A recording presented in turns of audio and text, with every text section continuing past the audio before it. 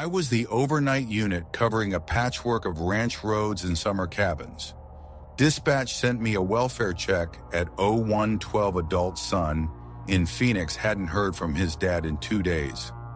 Address was an old farmhouse at the end of a dirt spur. I marked en route 15 minutes. No lights on the county road, just my takedowns catching moths. The gate at the spur road was chained but not locked. Padlock clicked through the link like someone had closed it without threading the latch. I parked outside the fence, radioed I'd be on foot, and walked the last 70 yards. The house sat dark. Barn had a sliver of light along the eaves, like someone left something on inside. I tried the front door solid. Knocked, announced. Nothing. I went around back. There was coffee in the kitchen window, a ring on the mug where steam had bled down and dried. Old pickup in the lean-to had a battery maintainer clipped to it, and the maintainer was on. Somebody had touched things recently. I called the son. He said his dad fed at dawn and dusk and kept a handheld scanner on for weather. He didn't think his dad used our law channel. While we talked, my shoulder mic bled a hiss. Then, under it, a quieter version of my own unit number. I turned the volume down and heard it again, not from the radio but from the barn. 113, check status? Our dispatch line but softened, like it was playing through a different speaker a room away. I told the son I was clearing the barn and asked him to stay on. The barn door was on a slider that rattled too long when I pulled it.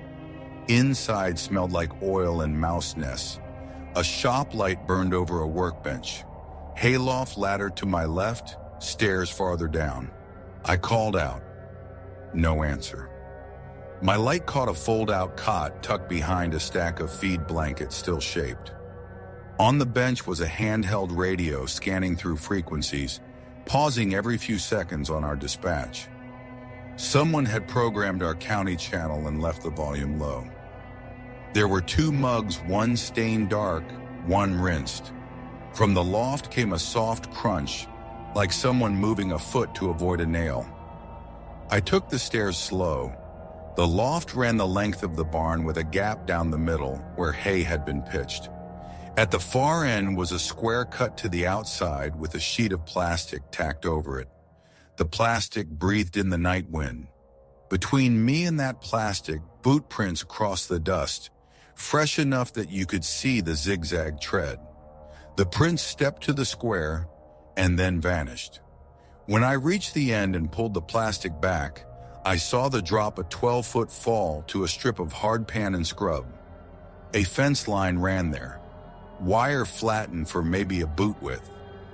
I went back down and keyed up for a second unit. The scanner on the bench paused on my backup's call sign, then on mine again, like it was following us on purpose. Outside, I found 2 sets of impressions under the eave. One boot, one shoe with a flatter tread. They paralleled each other and then split the boot to the fence, the shoe to the spur road. Whoever had been here knew how to move without leaving much, but the dry ground kept just enough. We cleared the house with my backup. The TV was on a black screen that said no input.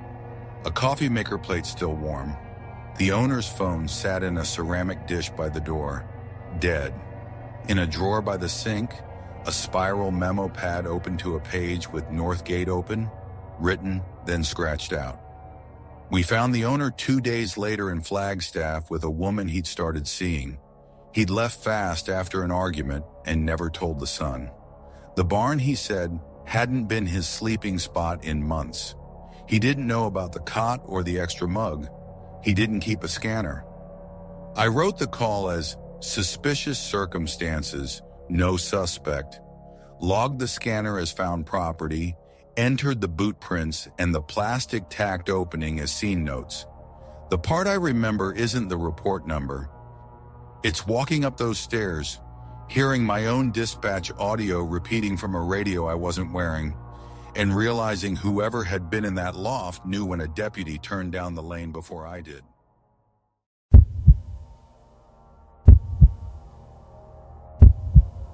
Our night shift runs on coffee and patterns.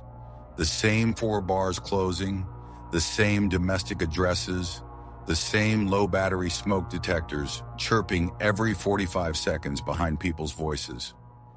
At 02:31, a call hit my board from a deactivated cell no subscriber info. Phase 2 location bouncing between 2 houses on a cul-de-sac. When I picked up, a kid whispered, "He's inside," and then nothing. The line stayed open. I heard a refrigerator hum, a clock tick that wasn't a clock, more plasticky, like a cheap kitchen timer. Then the smoke alarm chirp. I marked a hot call, sent 2 cars, kept the line live, and watched the little blue dot breathe on the map. The officers rolled up on the obvious house, the one with a light on over the garage. They knocked and cleared with a sleepy dad who insisted everybody was fine. While they were talking, my headset caught another sound under the hum. A collar tag hitting tile. Quick flick, then silence. I'd taken a welfare check the night before on a different address because a neighbor could hear a smoke alarm chirp through the wall at odd hours. I pulled that CAD number and read it while the officers were still at the wrong door. Same block, 2 houses down, complaint about chirp. No answer at the time. I rebid the location. The dot tightened to a 20-something meter circle that hugged the second house, the one with no lights. I told the officers I wanted that one next and that I still had an open line. The chirp hit my ear at the same time it bled into one officer's lapel mic over the air. That made the hair on my arm move, hearing the same beep 2 different ways. They tried the door. Locked. One of them called the number on file from last year's alarm permit. A phone started to vibrate on the other side of the door. I could hear it through the line I still had and through the officer's radio. The kid whispered, "Don't," and the phone stopped. The senior officer asked for permission to breach. We got it through a supervisor because of the open line and the juvenile voice. They popped the door, announced, and moved to the kitchen. My line crackled with air movement and the hard knock of a drawer being bumped. The officer's body mic caught the same noises with a fraction of a second delay. They found a boy in the pantry, wedged behind a trash can with a cordless handset base. The base had power. The handset didn't. On the floor next to him was an old flip phone with no SIM, the kind that still dials 911. The kid said a man had come to the sliding door and tried it, and then moved around the house tapping on glass. The dog had gotten shut in the laundry room when he ran. The kitchen timer tick made sense. He'd set it so he'd know how long to wait before calling because he didn't want the man to hear beeps from the microwave clock. The sliding door had a smear at face height like someone had pressed their forehead against it. Outside in the mulch, one set of prints walked around the house twice and then away toward a strip of woods. The neighbor with the smoke detector complaint told officers he'd heard someone whistling softly between the 2 houses around 2 a.m. the previous night. We never got a clean ID. The dad came home on day shift, took the kid to his sister's, and put a stick in the track of the slider. I wrote my notes and put in a training tip for new dispatchers about using repeat sounds to triangulate like a chirp you can hear on both sides of the line. Every time a low battery hits at 45 seconds in the center of my head now, I think of a kid sitting still in the dark, counting it out between breaths until we open the door.